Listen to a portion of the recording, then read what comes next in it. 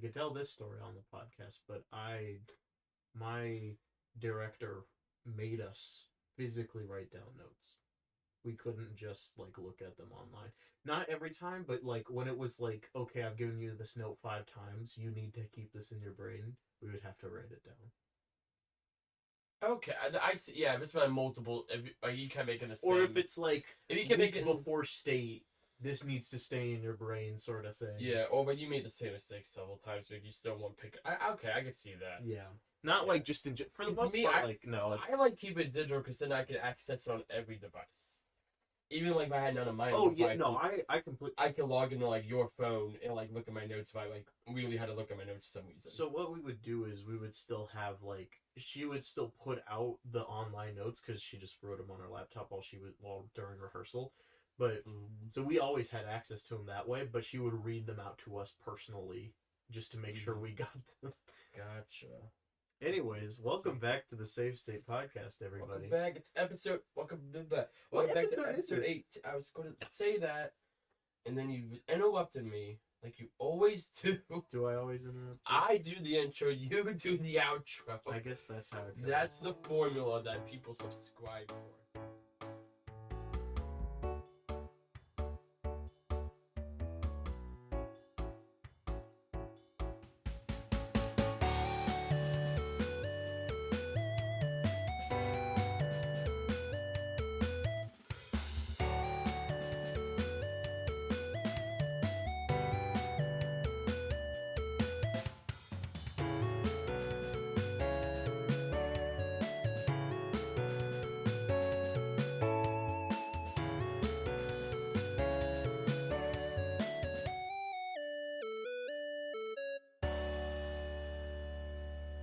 We're 2 peas in a pod. Oh, the 3 peas in a pod? Yeah, we killed the third one. Did we kill Denmark? Oh, yeah. Denmark is just kind of like, he's in the pod, but he's virtual. No, we have, so there's 3 peas that come in a pod, right? Mm-hmm. But there's 2 of them in this pod. And then the third one got taken out and it's outside. Separated from... It's still on the plate, but like one of those really picky kids who peeled it open, stabbed the pea, put it outside the plate where it can absorb the pod, but it cannot come inside the pod that the other 2 peas are in. But maybe one day, that hole's always open though, so we can have like little guest episodes. That's what the guest episodes are. Like our episode for next week, that's going to feature Ken's from the Ken's YouTube channel. Look forward to that. What? Well, if it doesn't happen, what if the episode doesn't come out next week? Well, it's going to. That now it has to. But I was going to say before we derail, Denmark. I was part of that segue. Save state lore. Denmark is the lost third brother. We're blood brothers. We might look it. Do we look like brothers? I don't think we've ever been mistaken. Me and Luke's have been mistaken for brothers. I don't think we ever have, but me and you look we are indeed brothers. And Denmark is the third separated from birth missing brother. Oh, like the Three Stooges. Yes. No, exactly like the Three Stooges. The youngest one. I think you're the youngest of the 3 of us. Yes. Because Denmark's the same age as me. I realized that the other day because I always, for some reason, Denmark, this is gonna sound weird.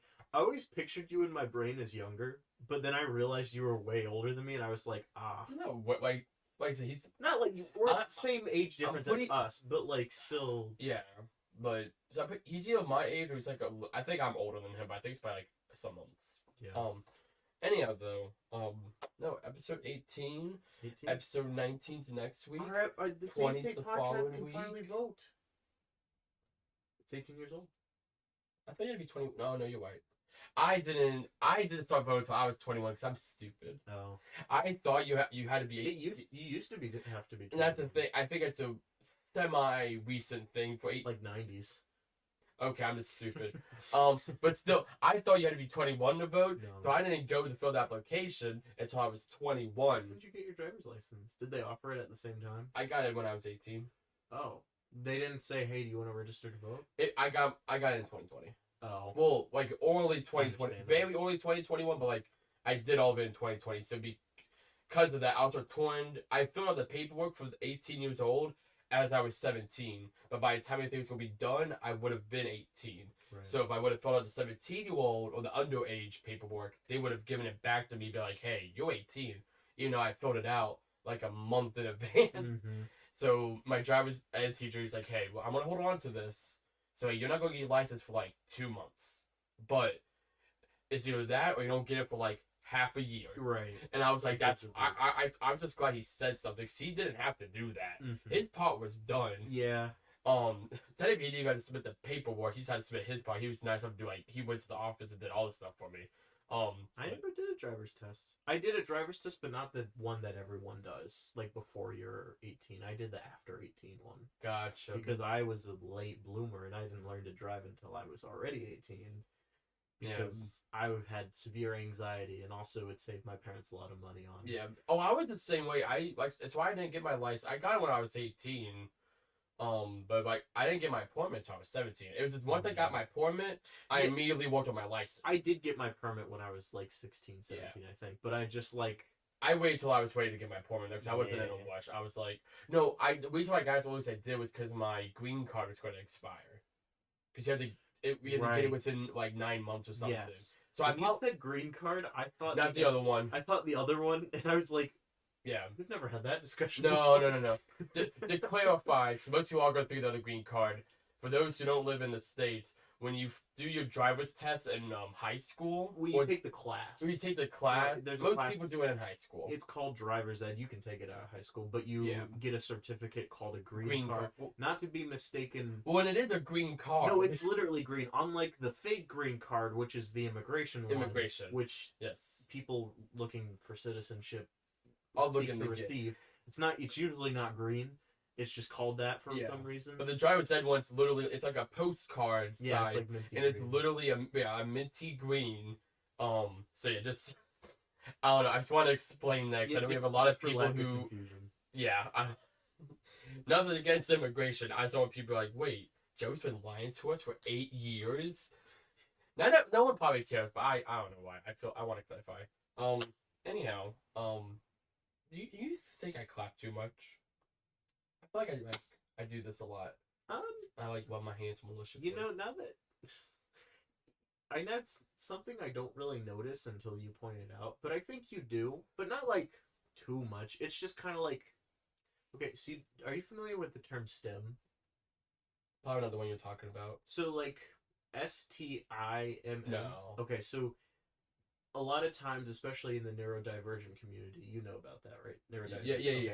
They call like you have like certain actions that you kind of repeat over and over again as like sort of like a coping mechanism sort of thing. Have you ever seen someone where they're like, it's kind of like fidgeting, but stimming can refer to like any action, I think. A lot of times it's verbal, so like if you hear something and it like sticks in your brain and you have to repeat it like over and over again, whether or not you vocalize that or not, a lot of times people refer to that as a stim. But I think STEM as a term has existed, but it hasn't kind of entered the zeitgeist of the internet until recently. And I don't know. But I have words and phrases that I say all the time. I also, great segue into today's topic. When I was doing theater in high school, my director always gave me the note that when I was acting, especially in scenes where I was more still, I would always like kind of sway back and forth. And I've heard that that's like a very natural thing that a lot of people do to like cope, like kind of like your brain coping with anxiety in the background. And ever since she pointed that out to me, I'll like look, especially like on stage, but even just like people whenever, I see people like do this all the time, and it's like, well, it's I thought about that with anxiety because it's like it's supposed to imitate being walked. Like when you were a baby. That's exactly it. It's a comforting thing. It's a comfort thing. They say the same thing if you're holding a baby, and even if the baby, like, if it cries or something, you will, like, naturally start to do that because it's comforting. No, with my niece, all the time, I even though she's now 14 months old, and you were not supposed to hold her like this anymore. Not that you can, but she's bigger. Yeah. I still, like, just naturally, like, when she's upset, I pick her up. And, like, if I'm just pick her up, I normally just put her, like, over my shoulder, or I'll hold her kind of, like throne style, kind of. But, like, if she's upset, I pick her up, I naturally scoop her. Yeah. And then, like, almost bridal carry, or like, and like I started doing like this. Mm-hmm. And well, really at her age, she's bigger. For her to be more comfortable, you want to hold her, put almost fireman carry. Not Don't have her over your shoulder. Have like her head against your shoulder. Hold her more like this. Or kind of like hold the like a toddler. She's a toddler now. Hold her like a toddler, not like an infant. Yeah. I see her like every other week, depending on how it goes. So like, I'm not as trained. For someone who's not used to holding a baby, too, it's much easier. Yeah. To just when she was the youngest in the family, my entire family, I was the youngest until she was born. I have a very same. So it's like for what 22 years basically. Because I'm gonna be 23 years soon. For 22 years, I'm 22, right? Yes. I think so. Yeah, I didn't turn 21 last year. That was 2 years. Yes. Okay. We're old. See, I feel like once you get to 21, the next milestone year is until 65. Maybe become a senior citizen. So because of that, well, next time like you unlock something in life. In 25, you get people care less if you rent cars. No, 26. Oh, is it 26? It's 25. Like it's 26 or young or older. It's like 25 or younger is where you get like the stuff, all the stupid fines. That with that insurance, if you're a man, they hate you. Well, they always just hate men. Yeah, because men cause a lot of accidents. Like, not to say, like I understand the science behind it, but it makes me okay. We're going to do another segue. I promise we're going to talk about theater. We're giving you little snippets. So like I went to the car 3 times now. Yeah. And every time I went to car, so it's like the base, it's only like the ones I normally get about like $80 a day. Mm-hmm. Okay, cool. So I get like 4 days. It's like let's say $250. I think I'm probably overestimating a bit. Let's say $250. Okay, that's actually pretty reasonable compared to like a plane ticket.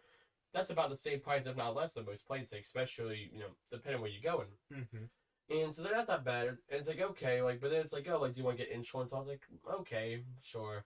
And it's like, oh, but do you want to go like this with that? So I was like, okay, sure. But then once we're done, it's like, okay. And then there's like the $100 safety deposit, which make you get that back. So it's just like, I don't want to clear costs, but like that too. But then it's like, okay, since we're to 26, we're going to charge you, I think it's like 30% of the cost of it. Mm-hmm. Something like that. So it's like, oh, that's like another like $100-something. Like, okay.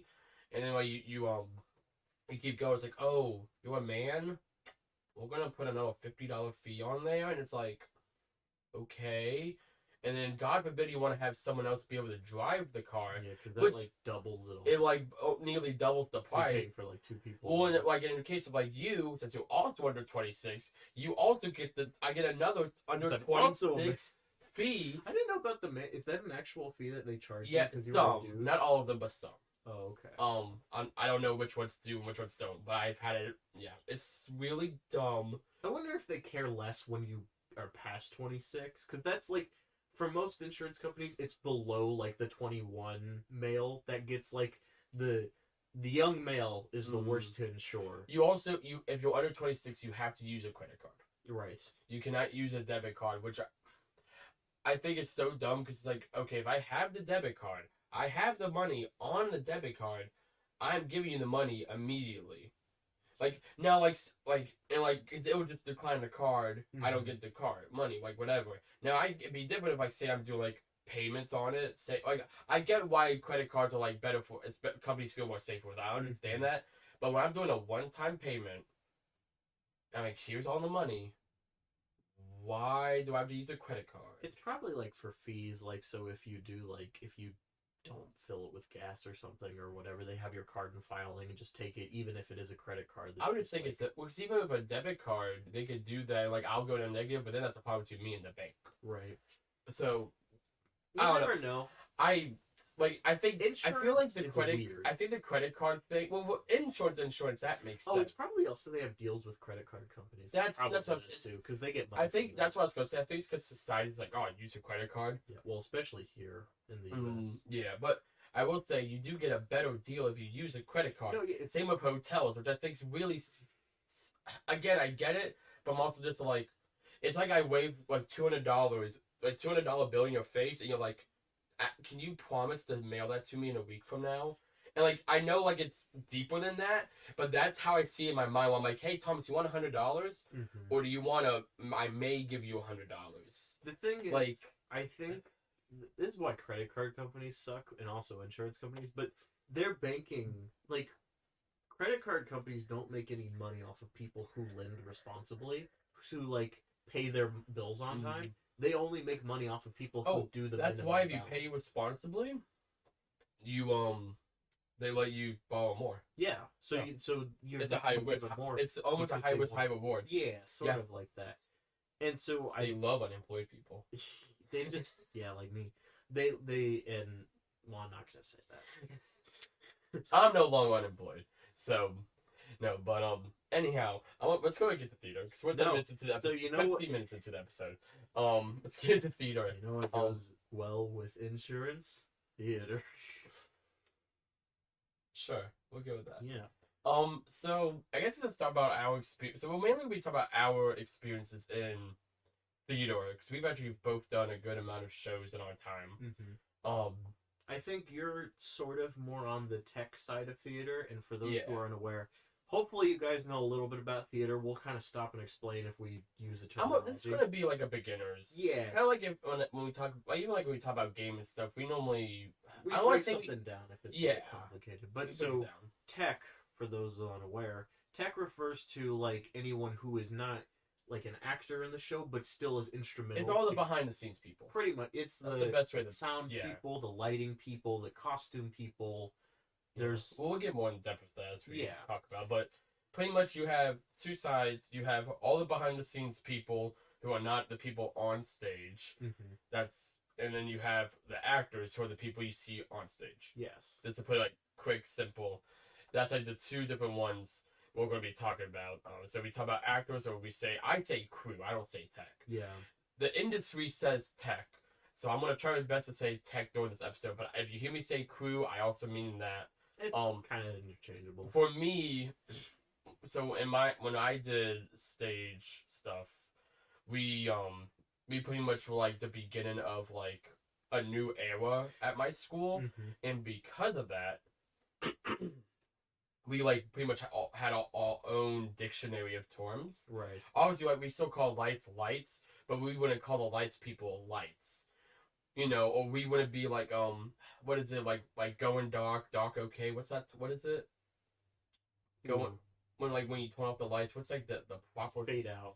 Yeah, like fading out, and then you like say like check fade or like fade good, like pretty much warning everyone. No, we just go in a way like, hey, we're turning all the lights off, and then we just turn. We don't even wait for a response. We just turn the lights. Well, it's sort of like that term that people I can't think of it, but when like someone codes something and they code it in their brain that makes sense, but they don't do it the way that they should. I don't think that's spaghetti. Is that spaghetti code? Spaghetti code. Okay, so it's kind of like spaghetti coding in that sense, where it's we were just informal. No, it makes sense to you guys. We weren't very formal. We were just. It's why when we did competitions. Oh, they hated you. No, they hated because we were because we were like we want to do actual sets, and competitions say really don't care we do sets like more like sets that aren't just like a prop or two, pretty much. Yeah. So and you can have like you can still have a set, but we had like backdrops.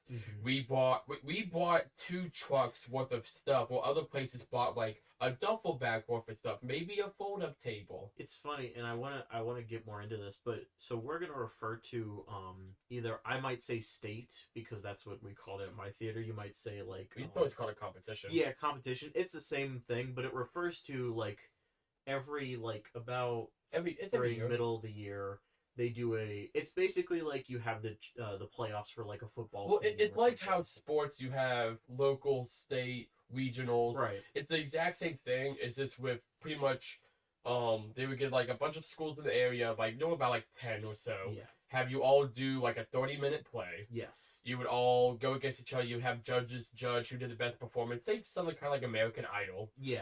And then the best one, normally, I think in the 4th stage, they would pick the best 2 or 3, and they would get the next stage. And then from there, it pretty much got weaseled down less and less until you got to the top, would be like the last 5, 4. Yeah. And then whoever wins from that, it's like the state champion, regional champion, etc. They would do 2 of them. And something that always made me... So they had, like, 2 separate ones, and so you would technically have 2 champions. What I never understood is that why didn't they make the 2 champions go up against each other and just have the straight-up state champion? That's what I never got. But I think there's budget. There's because if you look at the maps for a lot of these things, they're very separate. Yeah. Or in the case of my school, instead of us go against our local schools, they had us drive 2 hours away, and we went against schools that were like in the middle of not in the middle of nowhere, but to us in the middle of nowhere. Yeah. It's like, why are we driving 2 hours away? Well, like for your first rounds, I don't think you ever drew. Your school was one of the ones I was gonna say, yeah, our first round was at our school. Yeah, most of the time. And the next one was like, I don't even think it was an hour away. I think it was like 45 minutes away. No, I don't. We were like in like I don't know why they did that to us. I only ever did one competition, to be clear, so I don't know if that ever changed. One either. Oh, okay, I thought you did more. No, I only did one. Gotcha. But no, but competitions were always. I enjoyed actual plays and stuff like with competitions, but like the big thing that I remember being upset about, like we were very ambitious, but we were putting like on the notes with the show we did. Mm-hmm.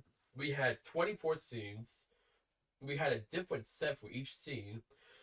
Sorry, my throat's really bothering me today.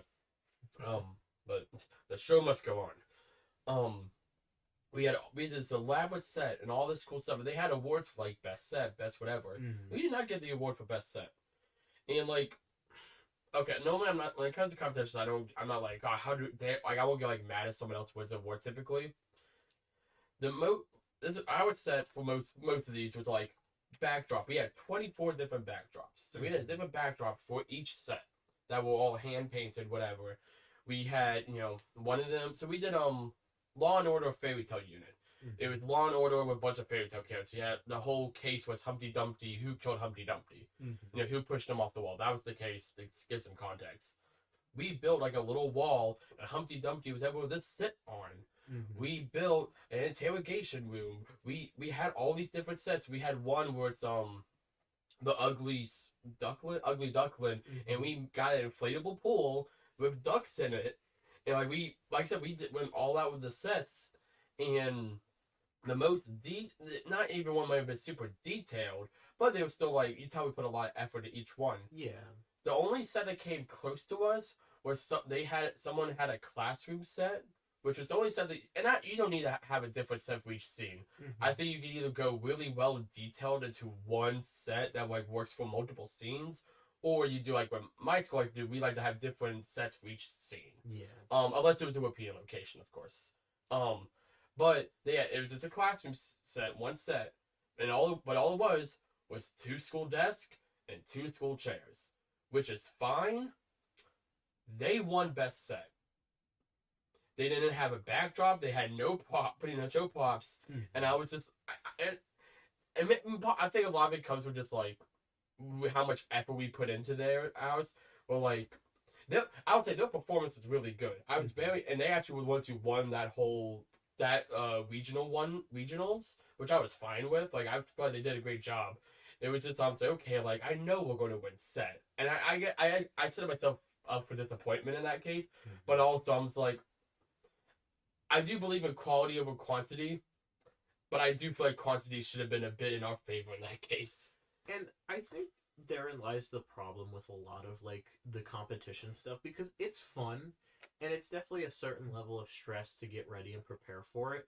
But even we've kind of had moments like that. I just think sometimes you get very biased judges, whereas sometimes you'll have judges who like really care about acting or really care, like they'll find one thing that they focus on and they might like overlook things that shouldn't be. Yeah.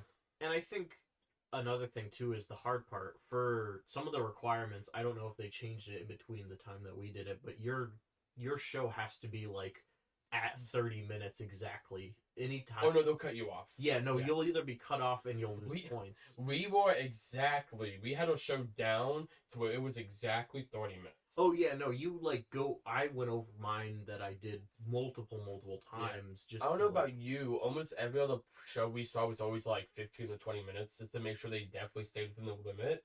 But again, we were very ambitious.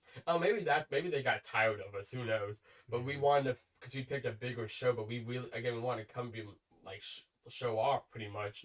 And I mean, our director timed it, and for the actual show itself, We were at 29 minutes and 54 seconds at Corton.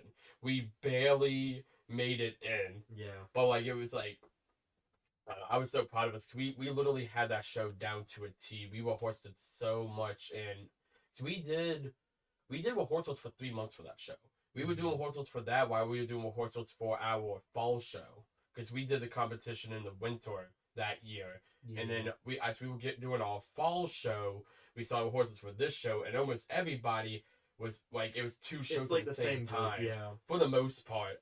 And like me, I was for all the shows that I was there for my school, except for the fourth show I did. I was I was head of our stage crew. So I was head of all the technology stuff, all of the props and all that. But then for our competition show, I was head of our stage crew. It was also the only show I was ever an actor on. I had a very minor role, but I was also on in every scene. So the whole, and it's kind of goofy. I liked it. They had I was the I think the character name was just dun dun. At the beginning of Law and Order, it goes like dun dun, but then it does like date time. So at the beginning of every scene, I'll go dun dun, date, October 4th, 2024, time 12:38 p.m. Oh no, location, date, time. That's what it was. So I would say like Humpty Dumpty's wall. Yeah. And like the time and whatever. But I literally sat like on the edge of the stage, and I was the only person. I didn't leave the stage the whole time. I was also never allowed to look back. I just had to sit here like this, and I enjoyed it. Was especially for being the crew manager, it was great because at the time, that was the second outside of me. That was only the second show every other stage crew member was ever done because we had all like freshmen at the time, and I was a sophomore and I was a junior the next year. Right. So even me was pretty young, but like I at that point had 3 shows under my belt. Our director also had 3 shows under the belts. So it was very much like I had to still be the crew manager. But our stage crew did amazing. I was super proud of them. I remember the only rehearsal I was on stage for that show was the rehearsal the day before the show. Every other one, I would have my headset on and I would just yell this dun dun and like the time. I had all of it. It wasn't too hard to memorize, but it was just very much. I was always have the playbill with me as I was like helping with lights, and I would just like go in the intercom and it's like dun dun, date, time, location. Yeah. Just so like I could keep rehearsing it with them. It was to that final one, and I was so anxious because I didn't have my headset on. Then my little like any of my stuff there. I remember sitting there on stage just like. I don't like this. I don't like this. I feel like I have no control, but they did great. They did great. I was super proud of them. But no, yeah. I feel like I've been going on for a while, so I want to pass it to you for a bit. No, yeah. I think for my state's competition that we did, it was funny. I was the main character, and so.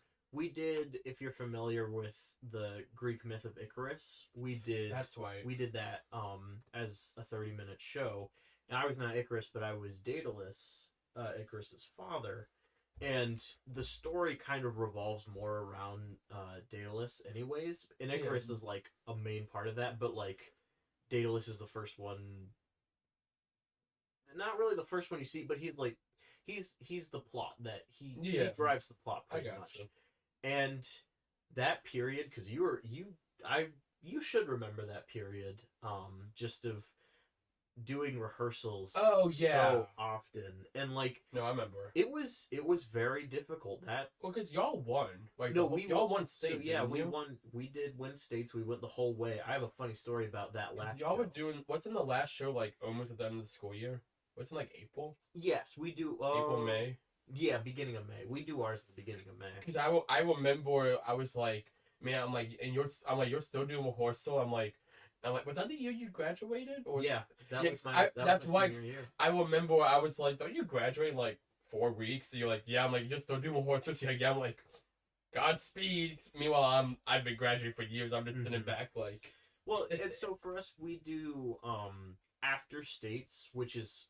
In February, we continue to rehearse into our rehearsal for the last show that we did. The spring show. The spring show, yes. Because we do a public show every March for what we did for states, because people can come out and see the competition shows, but we always try to do a special one just to make sure people can see it. But anyways, that was a very rough time. Definitely one of the hardest things I've ever done. Was preparing for that role. I had so many moments, like kind of what we talked about in the beginning, of just like so many repeated notes, and not that I didn't understand them, but it's just when you're acting and you're trying to remember all of your lines and all of your blocking. Blocking is like the physical acting of like you walk this way, you stand here, you say this there, and then you walk there, and like remembering all of that while also remembering, oh, don't forget to do this and this in the background is like the perfect setup for not failure, but just like you're gonna struggle a lot. And so it was very hard to like separate. There's a mantra that our director always gave, and it was every show is the first time you're ever doing this. And it's kind of a mindset of you have to put aside what you did good, what you did bad in other shows, and in character, but also as an actor, realize that this is you have to treat this like go in with a fresh start. Yeah, because well, every audience that you have, it's their first time and their only time they'll see that show. Every show is in a bottle, and you can never get a show back, no matter how good or bad. You want people to have a memorable experience, right? And that's something. Well, especially if you're doing a competition, you want people to remember, and you want people to. You want to win. Yeah, you want to win. And so actually, my school had won state champion 2 years prior, so we were up for our third year to win states. So there was a lot of like not external pressure, but a lot of pressure on us to like, okay, we got to continue this win streak. Like we gotta buckle down, and luckily we did. Yeah. We did not think that would happen though, because the first two shows they kind of went off without a hitch. We were pretty like, okay, yeah, we pretty much won these. The last show, like the ultimate one, I watched like a good amount of the other shows. It was some stiff competition. Yeah. And so I don't know if you remember this. When you after all the shows are done, everyone kind of sits in the auditorium and they give the results of like they say say the standout actors among all of the shows and like all that stuff. And they give like accolades for shows that did good things. Like they'll do the best set stuff, like the lesser stuff, but the more important, like the just important plot points other than who won overall. And the two previous shows we got like a lot of accolades. I think I got best actor or one of the best actors for like the first or second one and a bunch of stuff like that. For the last show, we got nothing. Like, they said we did good, and that was it.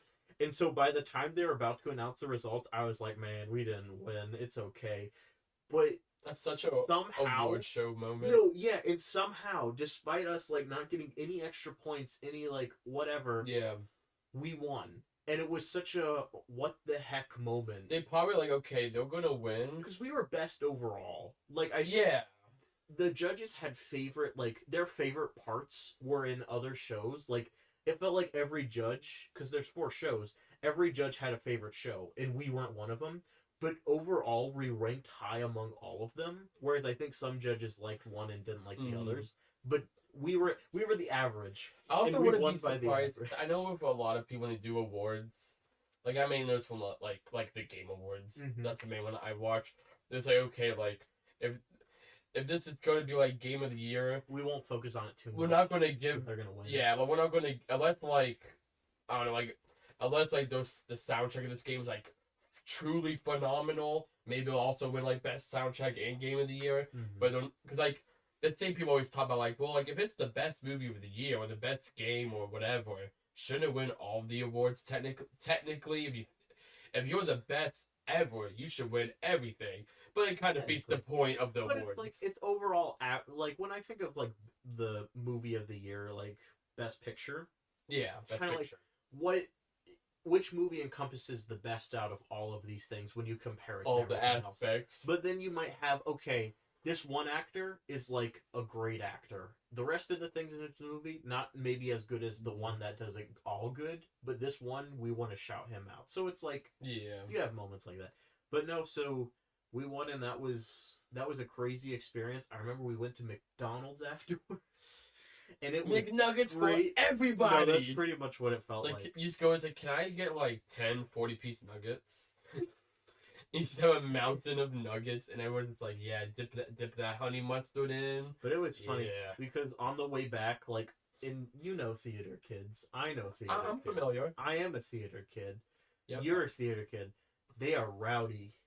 And especially after winning, oh my god. I was very happy that we had won, but I wanted to punch the lights out of all of them by the end of that trip, because they were like singing karaoke extremely loud that entire bus ride home, and it was like 4 hours. And I was like, you guys.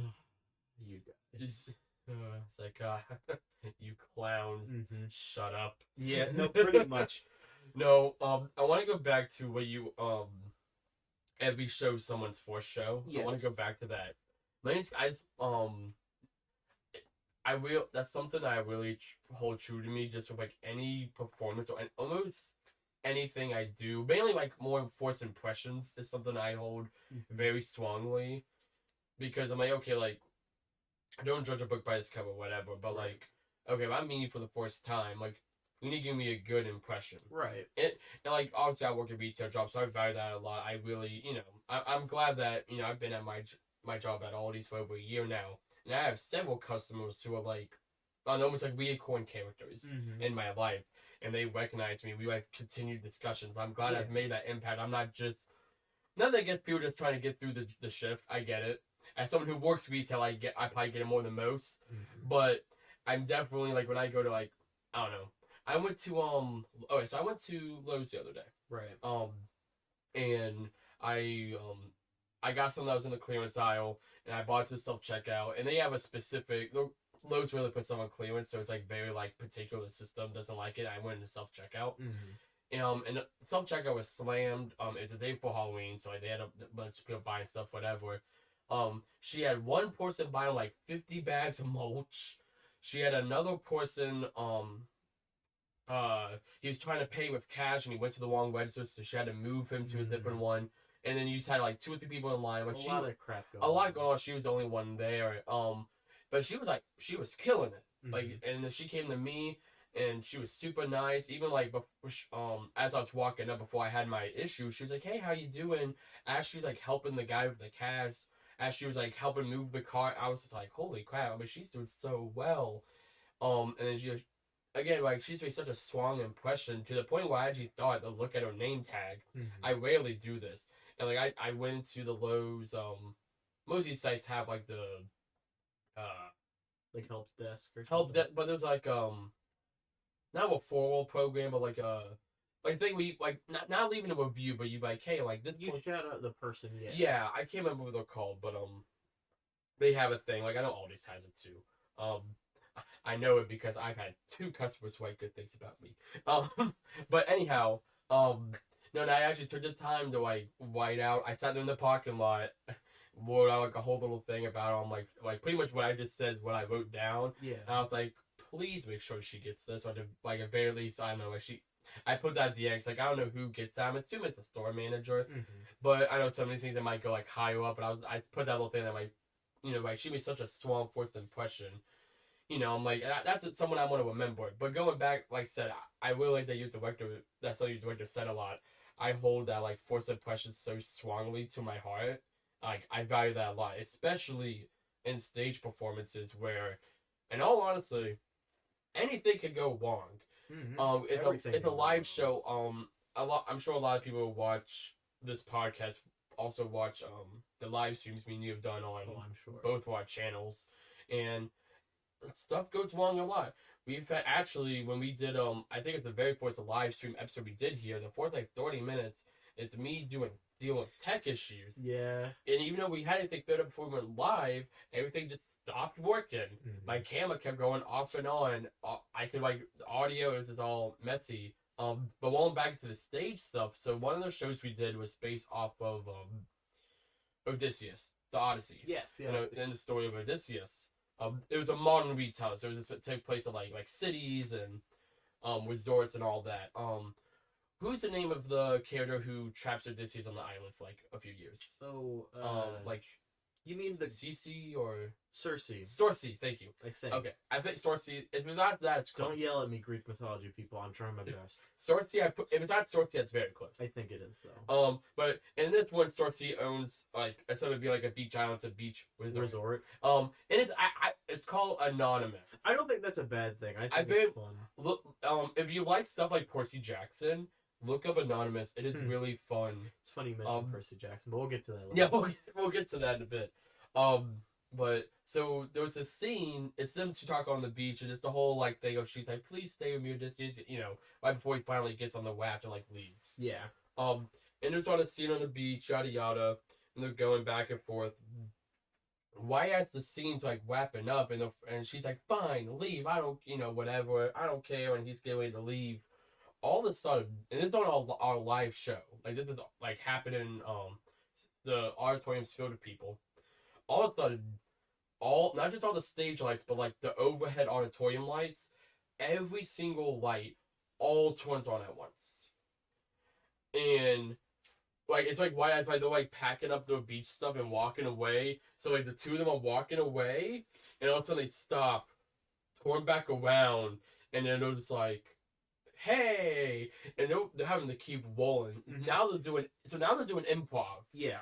After like they just because then I gotta give credit to our Odysseus.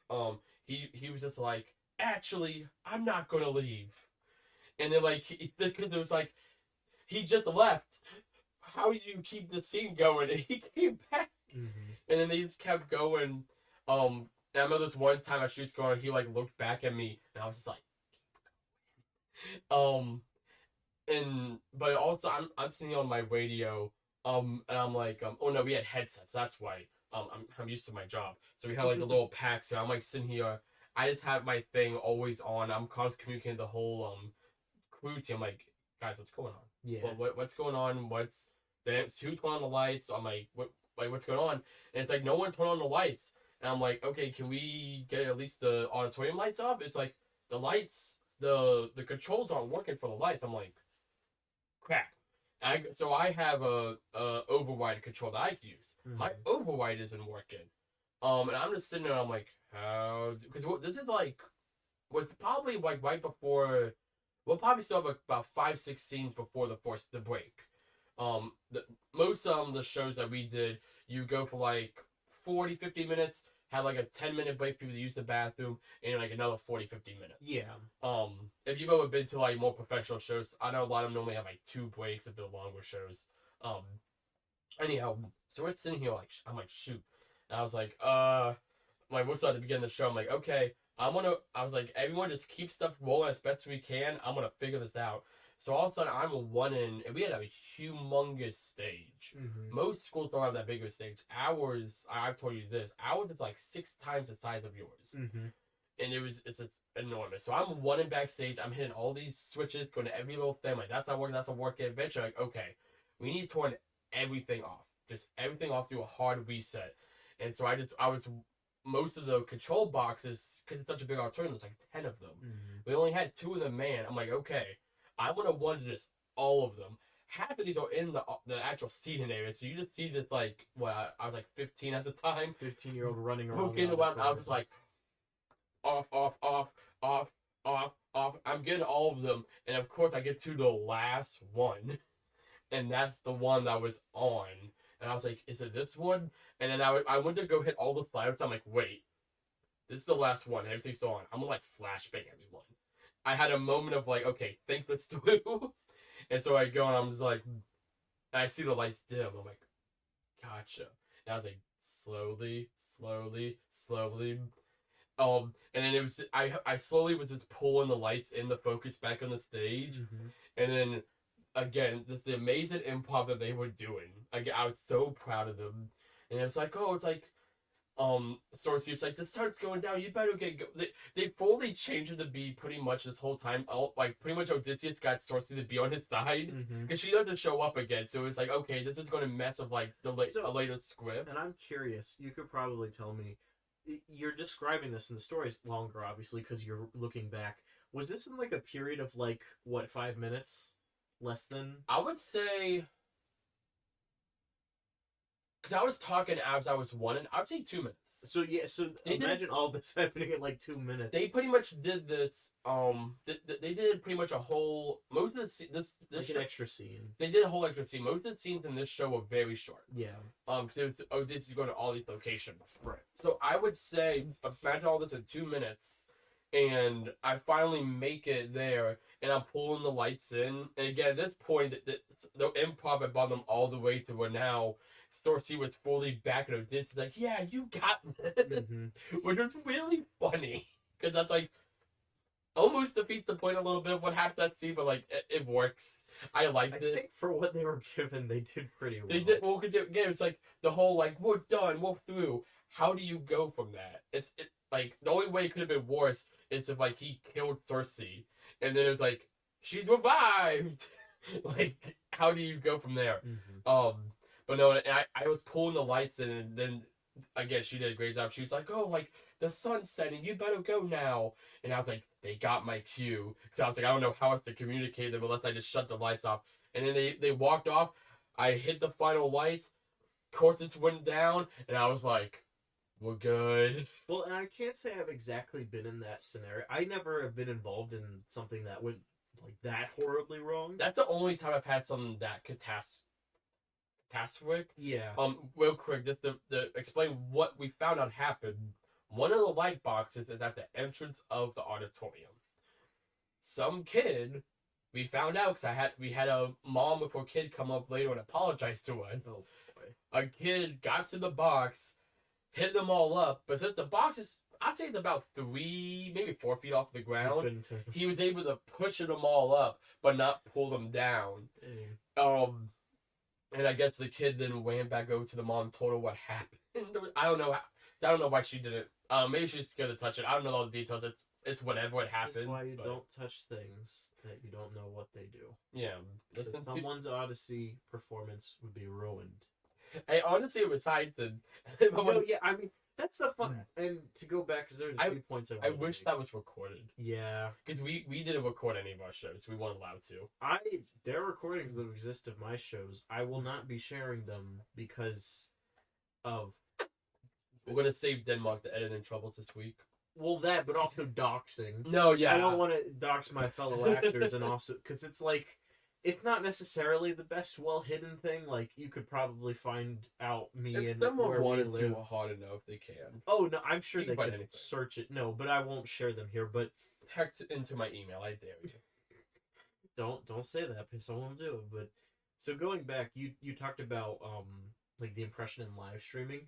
I would say a lot of my acting experience has kind of come out in the live streams that we've done, especially, with the charity streams, because it's not the same thing of like we necessarily have lines to remember or like anything sort of similar to that, but it's still a lot of like kind of playing up a character. It's very performance. Like, performative, I guess. Can you grab me that hat? Yeah. Take the hat. Perfect. Thank you. No, shoot, I forgot why I'm so confused. Yeah, no. I'm sorry. Can you put it back over there? I forgot why I wanted that. But no. I'm sorry. Keep going. Especially when we've been recording things for the upcoming charity event, and a lot of that coming up. So actually, maybe that's why I wanted the hat. I wanted to bring that up as well. Our good friend of the channel, John and Lucas, were actually part of my same theater company. I knew them before. They went to the same high school, but I knew them before. We've all known each other for like what, 8 years now? Yeah, 8-9 years. A good while, probably too long. But well, dang, just walk out the room. Go, just leave. But they were in my same same school, so they have similar experiences. Actually, and something I wanted to segue into. What was the first theater show that you were ever involved in? So the first one I did. I wish I could remember the actual name of it. So I keep thinking Boards of Prey. It's not Boards of Prey. It was something to do with boards, and I came into the production very late. That's why I don't remember much of it. Mm-hmm. I pretty much came in. I helped a bit with like painting the background stuff. It was something about like a king board, and people kept taking the crown, and then it was like, oh, but now I'm the king. But then he would get overthrown, a new person. It was a very much like almost like a political piece. Right. Very weird for high school now to think about it, but I mean, whatever. It was a funny one. We got to build boulders because it was all taking place on top of a mountain, so that was fun. But that was my fourth one. I didn't do much actually for the fourth show. I wasn't even part of the actual like. I was part of crew. I helped like set stuff up, but during the actual shows, I was just the person who sat outside and like helped people with tickets and stuff. So for the whole show, I just sat inside or sat outside at the table, because I was also the person who's like had to like time when people who late to come in. So it'd be like don't like a loud moment or whatever. There's multiple seeds of birds squawking, so there was a lot of perfect times like, go in. But no, they're much nicer than us. Yeah, we just don't let people in. I mean, because it's and then it's a high school performance. Like I'm not gonna have you go in just whenever, but also it's just like it's parents who like just want to see their kids. Yeah. I get it. Like I get the professionalism of it, especially for like shows like Broadway shows, stuff like that. Like I get like it's gonna be a lot more stricter. I get it, but for like high school, I'm like, yeah, I'm like, go on in. I don't care. But it's funny because I remember this is a bit of a side thing. That was like right around the time I really got into Webtoon, the app. Oh, so you just I was reading because most of the time it was a 2-hour show, so I'm just sitting here. Oh, my phone upside down. I'm just kind of chilling. I'm just sitting here, just like, yeah, okay, cool. I'm like, oh hey, how you doing? I'm like, you gotta wait like cause I had a playbill. I like flip to see where they're at. I'm like, wait like 2 minutes. I'll let you in. Because either when they were really loud or scene transitions, it's real quick. I'll just tell them like you have to go to the back though. I'm like you can't. If they listen to me, who knows? Because I never went in. I never got to actually see the full performance myself. But no, that was my first show. I really have a lot of stories for my second show, which was my first full show. That being Anonymous, the Odysseus story. Right. And that the biggest thing I have of that show was the main lead. That was his first. It was not just his first time being main lead, his first show period, and that was my first time being the head stage crew manager. So because of that, me and him actually we never knew each other before that show, but me and him bonded a lot. We like backed each other up so hard because we were both extremely nervous. And it was like I was that was spring freshman year and he was a senior. So like we were like for high school standards, massive age gap. Oh yeah. But we like clicked really well, me and him. I don't remember his name honestly, but no, he was super awesome, and that was such a learning experience. Yeah. I remember for the talk about like the stage crew stuff, because everyone in stage crew the year before was all seniors, so they all graduated, and then there was just me. For that, it was like the second week of school, I think, maybe the third week. No, it was like the end of the fourth month of school, because it was a couple weeks in. I made appointments with as many teachers as I could to come in front of like their classes for like 5 minutes and talk about how cool stage crew is and why they should join, because we literally did not have a stage crew. Period. So and I luckily had enough trust of all my teachers for pretty much for a whole week of school. I didn't go to any classes, or like I was like I went to classes, but I was there for like because either like 2 minutes. I would be there for like the middle of classes because it was every class I had that week. So all 4 classes for the whole week, I'd be gone like the beginning of them and the end of them, because depending on the teacher, they either want me to come at the beginning of class or end of class. And I was able to network with enough teachers, pretty much almost the whole school, where I was able to be at would that be 4, 8, 16, 32. 8 plus 32 is 40. 40. Yes. Oh yeah, 8 times 8. Duh. 40. So 40 different. That's right? Not 8 times 8, but we're gonna move on. Oh, that's 64. I think 8 times 6. 8 times 5. That's what it is. It's multiples of 5. 5 times. Yeah, 5, 10, 15, 20. Anyhow, I'm smart. It's not a math podcast. No, it's not. Anyhow, I'm not gonna segue on math, but pretty much I had to go to over 40 something classes that whole week, and I was just being the spokesperson. And by the end of that, I somehow managed to get like 16. We ended up having over 30 people apply, Oh. but we only needed like 16 people. So you had to turn people So away. we actually ended up turning people away, but it also worked out because we like went to people like, hey, we had just like, hey, maybe not this show, but next. So, no. So we had a permanent stage crew. Oh, okay. It wasn't like how we had a stage crew club. Right. Oh yeah. But it was a club, but it also wasn't. Cause like it couldn't technically be a club because it was invite only in a weird way. Sometimes we would hire people like a few weeks before the show to like help, like almost like seasonal workers. Yeah. But we had a core crew for the whole thing. Just like there was a drama club and like all of them would be in almost every show. Mm-hmm. But we had that core crew for all those shows because we were also the ones any school events we ran the tech for. Right. That's why, because I know for you, y'all had a very small crew. Yeah. But y'all also didn't. But we had a very coordinated crew. But y'all didn't run like every school event. No. We kind of wish we did. The stage crew, we ran every, like all the orchestra, all the like fine arts departments. We ran all of those.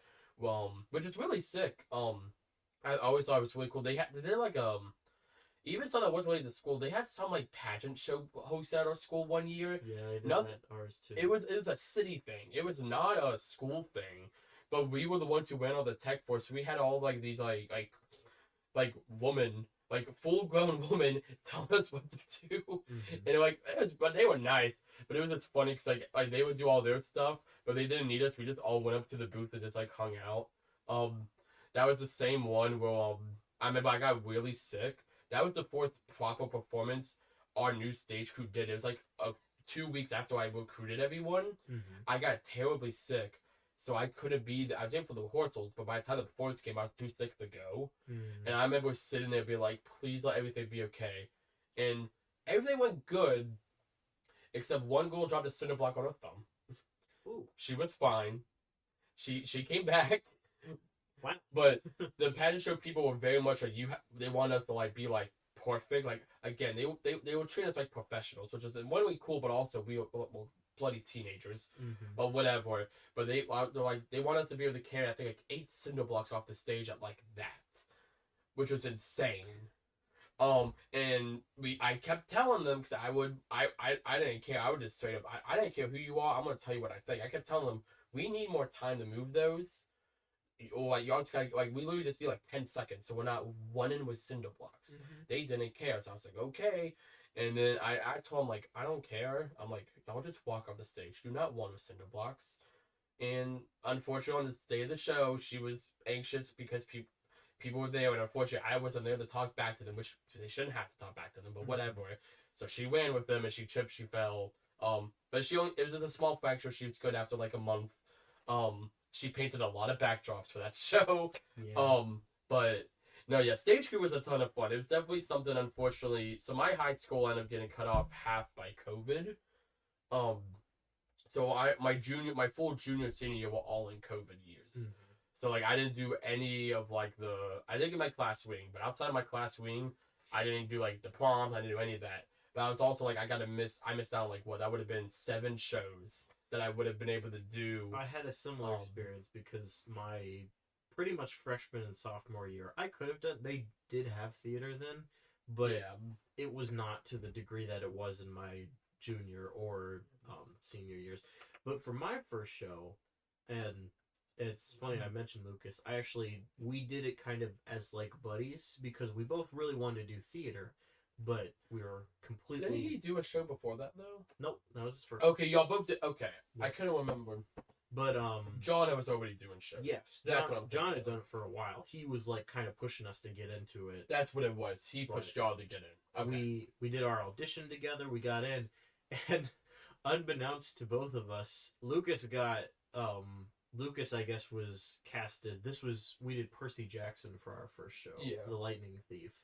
And he got cast as Percy Jackson, and I had like a minor role, but still like a pretty like major role for a Weren't you Hades? No, I was Kronos.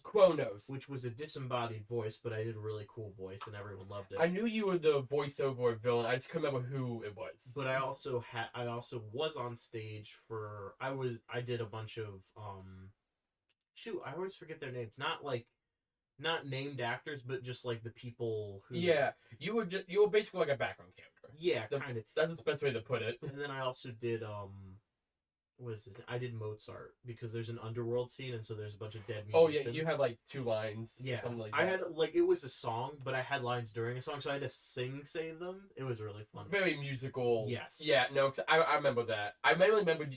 I didn't. Because you saw it. No, I saw it. Yeah, I remember. I didn't recognize you as I didn't recognize you in like ensemble. Yes, that's what it is. I didn't recognize you, but that's kind of the point of the ensemble. So it's yeah, like I wasn't going to see you.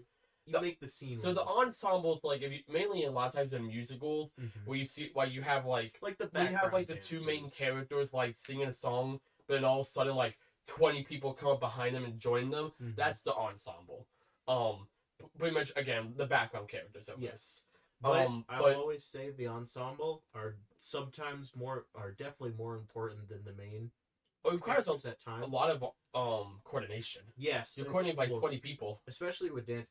That was a fun thing. We did a lot, especially for Percy Jackson. We did a lot of dance practice, and I don't remember. I kind of remember some of them, but like that was very new to me, and I'm not really one who dances. Didn't y'all do? Was that the one y'all did like some like dance camp thing? Yes, it was kind of like, it kind of was we basically. I remember that was so like, at least to me, bizarre. Yeah, well, I'm gonna be gone this weekend for like some dance camp. Well, I didn't like leave or stay the night. I was just busy like the whole day from like morning till like 7 p.m. But no, that was a really fun show. I enjoyed it. I made so many friends. Like that kind of cohort, for lack of a better term, of the new people who came in, like did their first show. Yeah. Like I ended up doing shows later with them. Yeah, and so you ended up doing shows up till like we said earlier, senior year. That was my first show, and then senior year I did a show called Game of Tiaras, which is really that is still my favorite show I've ever seen your school do. I love that show. It's a spoof of King Lear, if you're familiar with Shakespeare, but it's in the style. It's spoofing on like Game of Thrones, Disney, like all of like the I love fantasy that stuff. I would love to see like the original like. I don't know if it was ever in Broadway, but like whatever. Like, oh, it wasn't a Broadway show. But like, I would love to see like y'all did a phenomenal job, but I would love to see that like big budget see that done. Yeah, but we did that one. Good. We did Icarus, and then mine was. It's called Peter and the Starcatcher. It's pretty much a prequel to. That was the one. Peter Pan. That was the one I never saw. Yeah, that one was okay. Were you in? What was it? Puffballs? No, was you I was not in that one. That was the year, but well. That wasn't a year before me. That was the year before I did it. Gotcha. They did Puffs, which was a Harry Potter spoof. Why did I see that one then? Who was Lucas? No, Lucas would have been in that one. I know why you went and saw it, but we're not going to talk. We're not going to talk about. Okay. Okay. We're not going to talk about it. And this is a great segment into another part of theater that I don't know how much you experienced, but I experienced a lot of it.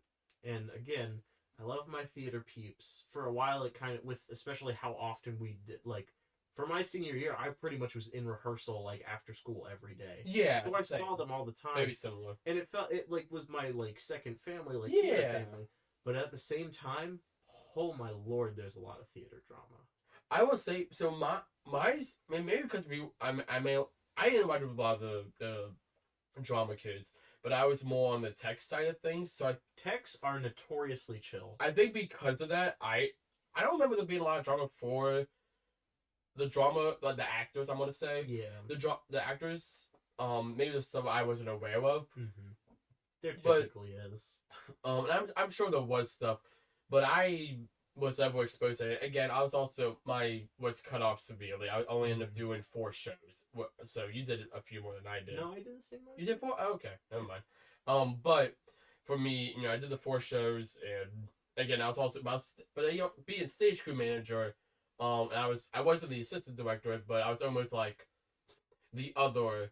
The way we did it, it was pretty much you had the director who was the teacher, you had assistant director who was the lead, the student to lead the actors. Then you had the stage crew manager who was the student to lead this crew. We did, but also both me and the assistant stage crew manager would pretty much swap. Well, pretty much we both had understanding of we could tell not 2 separate things, but one big party. Yeah. So neither of us were afraid of tell it, like, I would give You the actors notes. Yeah, and they she would would give give tech notes. and you have to do that. Yeah, we were very, but you it, have to coordinate. but it wasn't just like me and horror communicating. I was like, some days if she's had some stuff she want to go with tech, I would just fully tell like, do you just want to help one tech today, and then I help with lines and stuff today? And I would tell people, and I would give people line notes, and I pretty much sat. I feel like when it comes It's to honestly a very healthy way of doing it. when it comes to creative projects, I very much enjoy being in the director's role. Mm-hmm. I'm very much a big picture visionary kind of person. Definitely visionary. I'm very much a director producer kind of guy. Mm-hmm.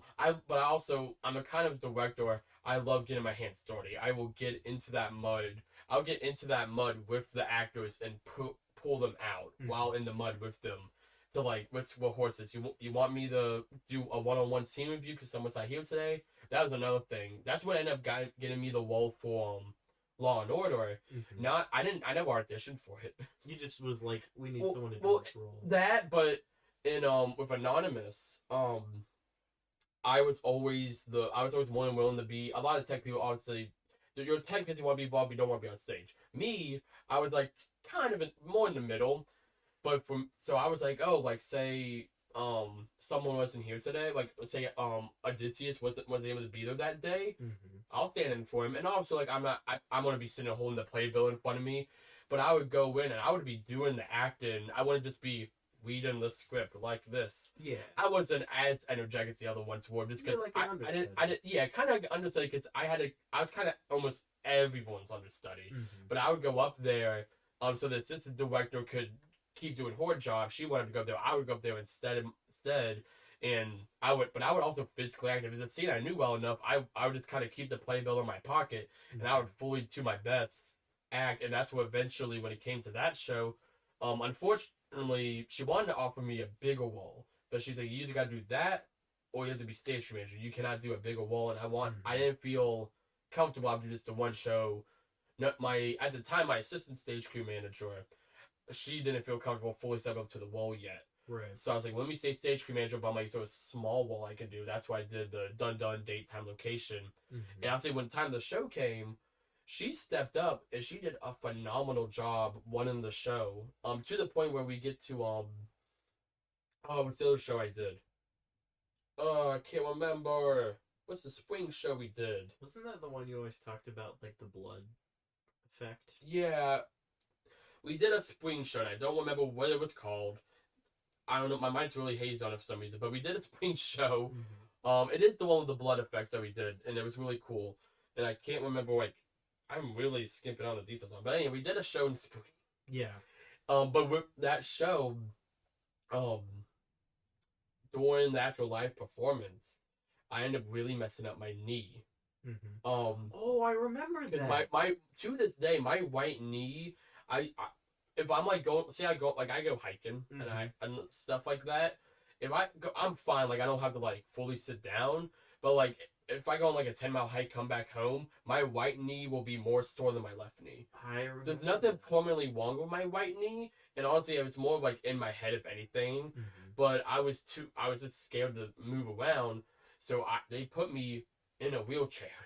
No, yeah. So for context on my side of that story, because we had known each other at that point. We knew each other for like a year or two by then. I hadn't done theater, but I put in a photo in the group chat. Yes, we had a group chat. We were hanging out with friends, and like that picture saw in the group chat, and then I forgot who it was. It was probably Lucas or someone. Lucas. It was like, Joey's in a wheelchair, and I was Yeah. like, "What? Joey's in a wheelchair?" I think I might DM Lucas specifically. I think you probably that, or we put in the group chat for like our friend group at the time. Yeah. Because y'all all going on a trip that weekend. Yeah, we were on a trip. I couldn't go because I had to play.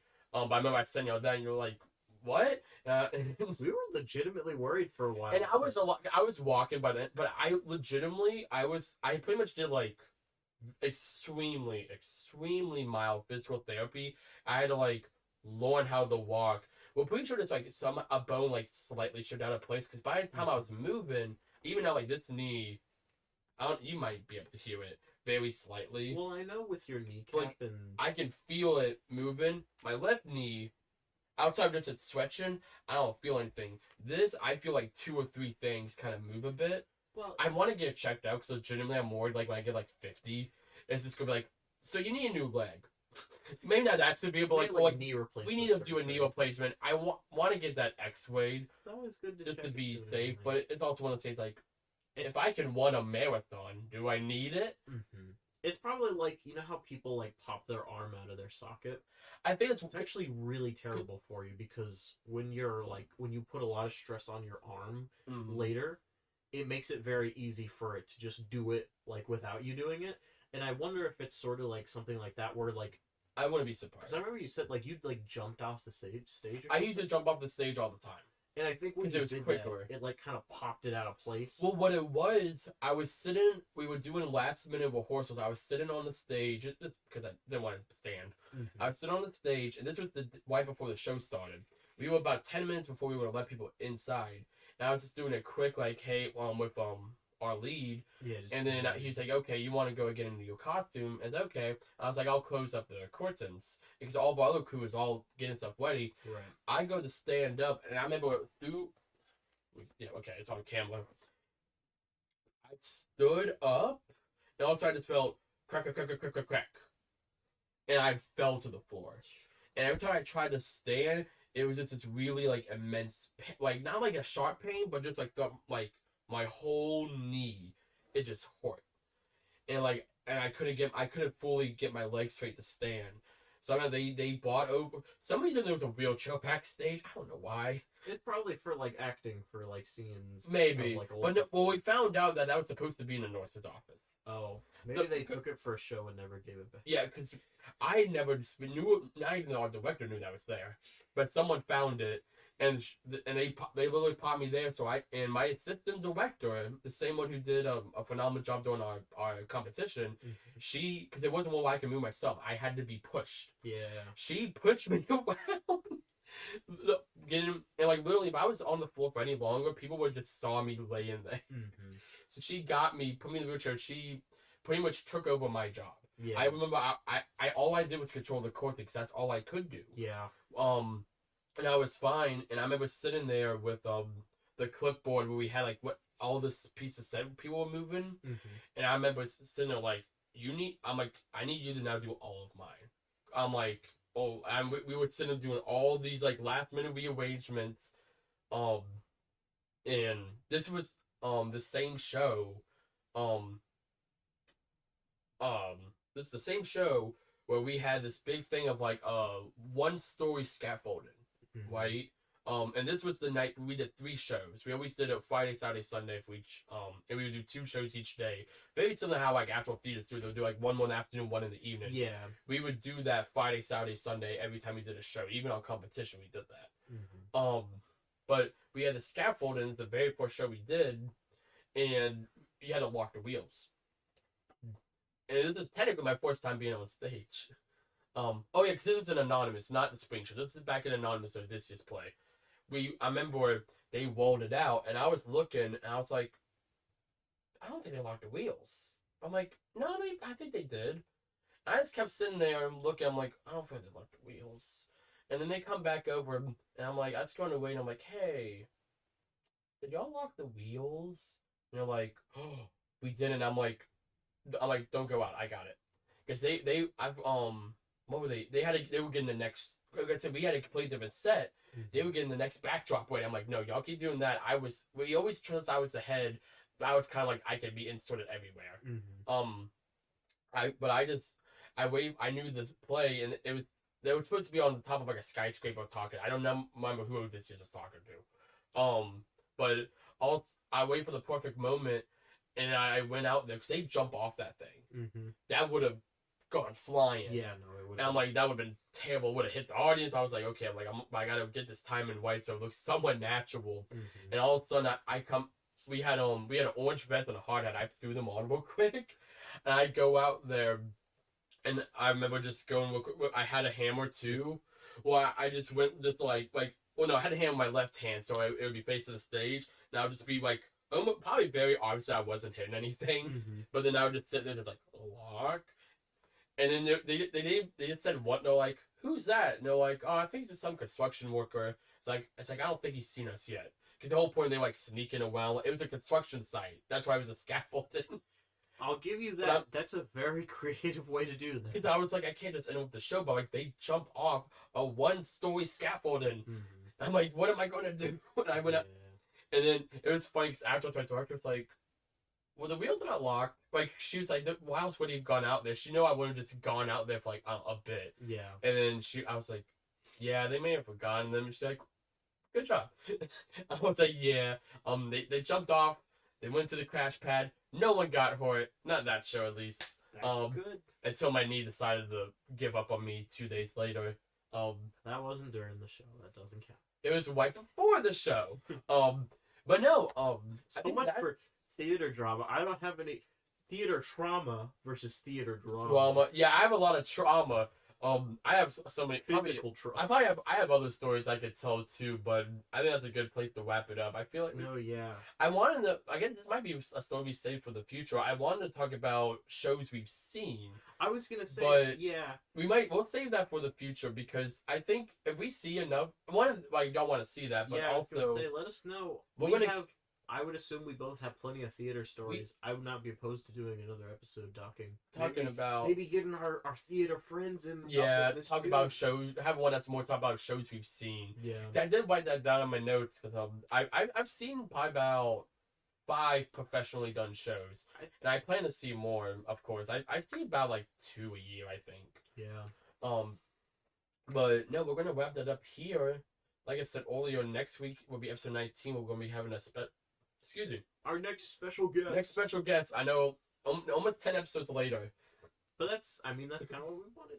That's what we planned. But then we were kind of like, we'll just do them whenever they make sense. But hey, it made sense. Yeah, it worked out. So episode 19 will be next week. We'll be talking with our good friend Ken's. That'll be kind of more of like an interview style one, kind of similar to what we did with the Lucas one, kind of more just focused on horror. And that'd be great to have her on. And episode, go ahead. Thank you all for sticking with us and bearing with us. We've had a couple interesting weeks. We know. Don't worry. Yeah. We know that it's been a minute. Trust me. We try our best, but we are also human. But we appreciate that you guys will understand and know that we'll be back. Hopefully, we had a good run going. We've been season 2's been much more consistent. So because what we went 6 episodes straight with no breaks, no nothing, which was great. And I'm really happy. I think the most we had was 2 before that. Yeah. So I'm very happy that there's just a swing of just bangers. I feel like all of season 2 has been like some of the best. Every episode of season 2, I feel like it's better than any episode from season 1. I think some of the season 1 episodes you can almost put in with season 2, but I don't feel there's any season 2. I don't think any season 2 episode, like if it was in with the middle of season 1, I feel like it would stick out like a sore thumb. It'd be like when they get like when shows they're like, oh, we have this holiday special we made that went season 1, but they want the network wants to save it for like actually Christmas, so it comes out with season 2, and it's just like, why does the animation look so different all of a sudden? But no. Thank you all so much for the endless support. We appreciate it as always, and we'll definitely, like I said, next week's episode should definitely be out because we already have that plan with Ken's. And episode 20 will follow suit along with 1, 2, 3, 4, 5, 6, 7, 8, 9, not 10, but 30. Yeah.